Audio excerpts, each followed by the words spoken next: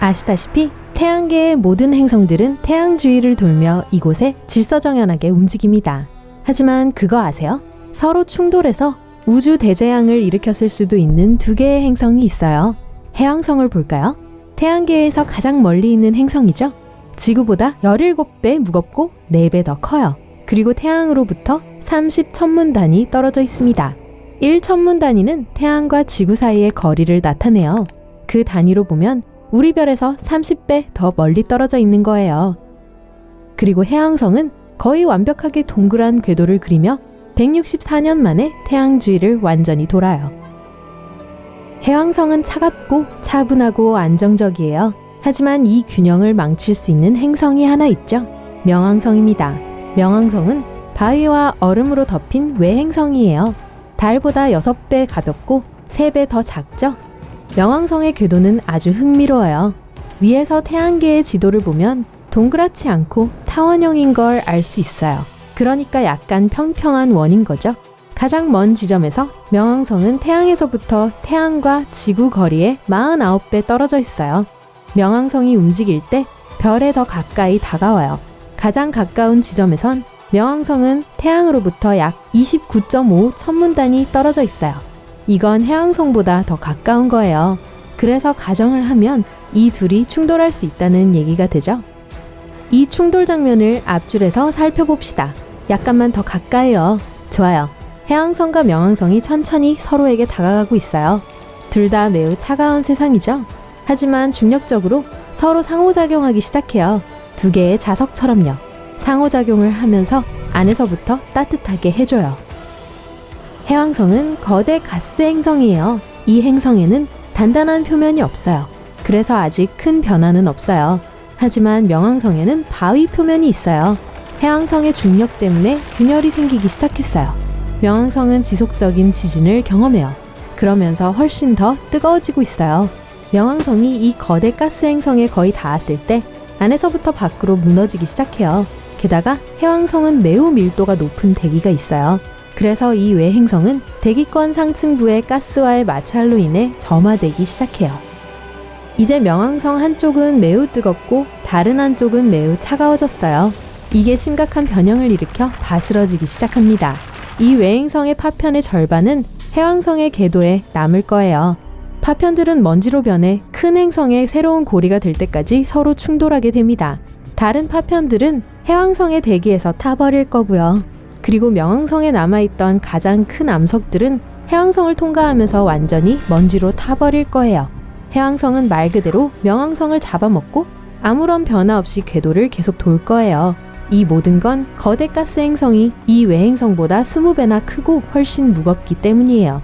그래서 이 충돌로 해왕성은 아무런 해를 입지 않을 거예요. 하지만 사실 이들의 궤도가 교차하지 않기 때문에 애초에 이런 일은 일어나지 않을 거예요. 태양계의 지도를 다시 한번 볼게요. 위에서가 아니라 옆에서요. 여기 있는 9개의 모든 행성들은 태양으로부터 수평선 상에 있어요. 서로 간의 거리는 매우 멀고 궤도는 교차하지 않죠. 이게 명왕성의 궤도예요. 상대적으로 모든 행성의 수평선에 비해 기울어져 있는 걸 볼 수 있어요. 위에서 시작해서 행성들의 궤도 밑으로 잠수했다가 다시 올라와요. 그래서 명왕성은 절대로 해왕성과 충돌할 수 없죠. 그럼에도 불구하고 행성 충돌은 전에 우리 태양계에서 일어난 적이 있어요. 그리고 이 충돌 덕분에 지구의 생명체가 출현했죠.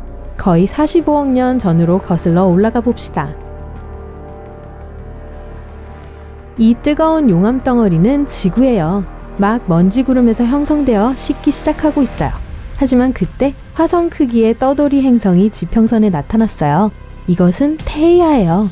우리의 행성으로 점점 접근하고 있어요.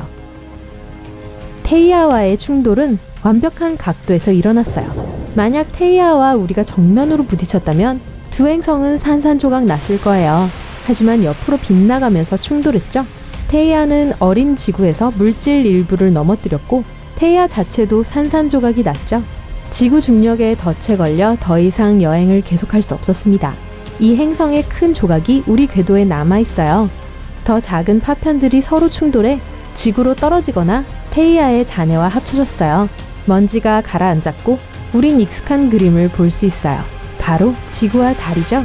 달이 어떻게 우리 옆에 있게 되었는지에 대한 주된 이론입니다. 과학자들은 이 충돌 때문에 지구에 생명체가 나타나게 된 거라고 합니다. 테이아는 나중에 우리 지구에서 물로 바뀐 얼음을 많이 가져왔어요. 새로운 달이 지구의 자전을 안정시켰고요. 그리고 지구의 환경은 생명의 출현하기에 완벽해졌죠. 또 다른 충돌은 수천 광년 동안 퍼져나갈 폭발파를 만들 수 있어요. 항성 충돌이에요. 이 충돌은 대부분 백색 외성과 우리의 태양과 같은 보통의 별이 있는 쌍성계에서 발생해요. 백색 외성은 사라진 별의 잔해예요. 별들이 가까워질수록 나선형 같은 춤으로 서로를 돌기 시작하죠. 백색 외성은 더 큰 별의 위층을 끌어내려요. 이 뜨거운 플라즈마와 우주진은 밝은 원반을 형성합니다. 이 두 별이 점점 더 가까워져요. 마침내 합쳐질 때 뜨거운 별의 중심에서 연쇄 반응을 일으켜요. 물질 덩어리가 별의 핵을 엄청 세게 눌러요. 그러면 결합된 별의 내부를 더욱 뜨겁게 만들고 점점 팽창하여 초신성을 만들어내죠. 이는 우주에서 가장 밝은 사건들 중 하나예요. 폭발로 인한 빛은 수백 광년 떨어진 곳에서도 볼 수 있어요. 또 다른 장관은 블랙홀과 별의 충돌이에요. 블랙홀은 우주에서 가장 무거운 물체예요. 그리고 중력은 놀랄 만큼 강력하죠. 그래서 별이 블랙홀에 가까이 가면 블랙홀은 별의 가벼운 물질을 잡아먹기 시작해요. 뜨거운 플라즈마는 스파게티처럼 검은 공허의 심장부로 끌려가요. 관찰자에게는 이 플라즈마가 블랙홀의 가장자리에 자리 잡고 있는 것처럼 보여요. 이를 사건의 지평선이라고 부릅니다.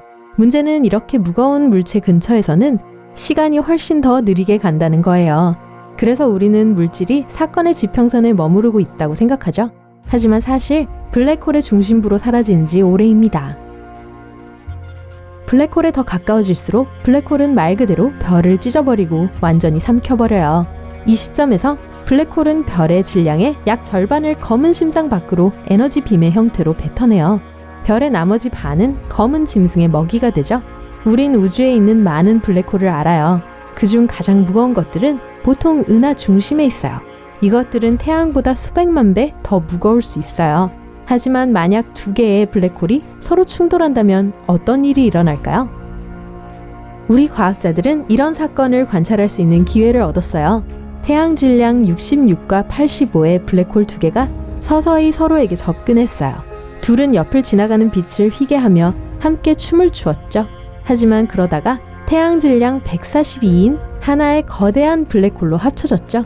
바로 그때 새로운 블랙홀은 태양 질량 9만큼의 에너지 중력파를 우주로 방출했어요. 과학자들은 이 파동을 포착할 수 있었고 앞열에서 두 블랙홀이 합쳐지는 걸 관찰할 수 있었어요. 하지만 이 사건은 사실 약 170억 년 전에 일어났어요. 빛과 중력파의 입자들이 지구까지 170억 광년의 거리를 이동하는데 너무 오래 걸렸기 때문에 우리가 그걸 이제서야 볼 수 있었던 거예요. 이제 은하 규모의 충돌을 생각해보세요. 말 그대로요. 우리 은하와 안드로메다 은하의 충돌을요. 이 사건은 45억 년 후에 일어날 거니까 채널 고정해주세요. 우리 은하는 약 1000억 개의 별들이 있어요. 안드로메다에는 약 1조 개가 있고요. 은하들이 서로 접근하면서 서로를 둘러싸면서 여러 번의 원을 그릴 거예요.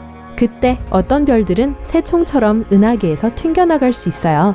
그런 다음 우리 은하와 안드로메다가 합쳐지기 시작할 거예요. 여기서 한 가지 시나리오는 우리 태양계가 안드로메다로부터 온 다른 항성계와 충돌할 거라는 거예요. 이 경우 별 충돌이 생겼다가 후에 초신성이 생길 수 있어요. 우리의 세계는 파괴될 거예요. 또 다른 옵션은 태양이 어두운 공간으로 튕겨나가는 거죠. 이 경우 우린 아무런 차이를 못 느낄 거예요. 태양계가 우리 고향 은하로부터 멀리 떨어진 어두운 공간으로 여행하는 동안 우리가 지구에서 볼 수 있는 것은 점점 별이 사라지고 있는 하늘뿐입니다. 하지만 가장 가능성이 높은 시나리오는 은하들이 합쳐질 때 우린 아무 고통도 못 느낄 거라는 거예요. 사실 우주는 굉장히 넓어요. 그리고 두 은하에 있는 모든 별들을 위한 공간이 있어요. 유일한 차이점은 우리가 밤하늘에 많은 새로운 별들을 볼 수 있다는 것 뿐이에요. 안드로메다에서 날아온 UFO와 함께 말이죠. 아니요, 농담이에요. 하지만 우리가 걱정해야 할 건 은하의 충돌이 아니라 우리의 태양이에요. 45억 년 후에 태양은 적색 거성이 될 거예요. 태양은 팽창해서 가장 가까운 행성을 집어삼킵니다. 지구는 아마 태양 근처에 있는 첫 번째 행성이 될 거고요. 너무 뜨거워서 모든 생명체가 사라집니다. 그리고 아무도 은하 충돌 장면을 볼 수 없게 될 거예요.